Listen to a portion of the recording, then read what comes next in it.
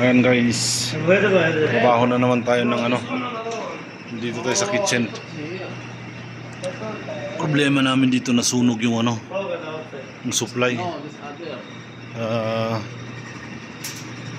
Nasunog siya. Ito, napuno ng tubig, nasunog. Ngayon pinalitan na namin. Remove the food.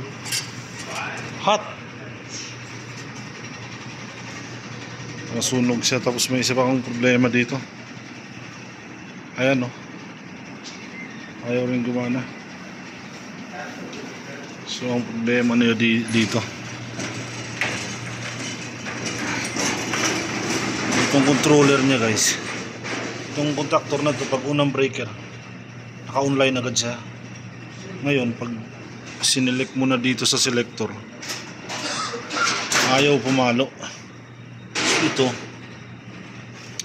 Itong dalawa na to, yan galing sa relay, common niya ito. Yan, itong signal na to sa A1 papunta dito, tsaka dyan. So walang signal yung relay, yung niya, walang binabato yung relay. So relay lang yung may problema, tinaktak ko lang, gumana na.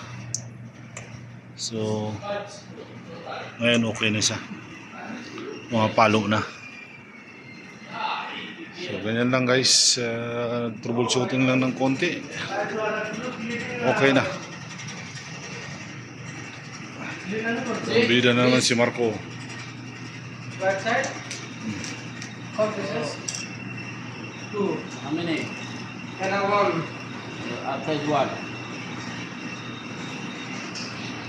Yung Marco, cable, baka yung niya baliktad. Tama ha? Sundan mo lang yun sa kanila. Sundan mo yung dati. Baka wala namang motor yan RYB dito, tapos pagdating doon EYR. Wala nang problema.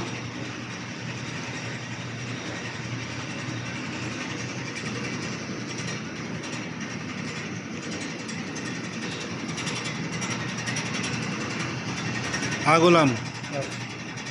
Bulo. Good afternoon. Aywa. Only good afternoon? Mapi bulo tani.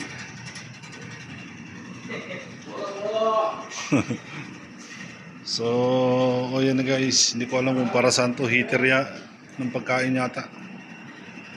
So, ayan na. Ganun lang. Troubleshoot lang ng konti.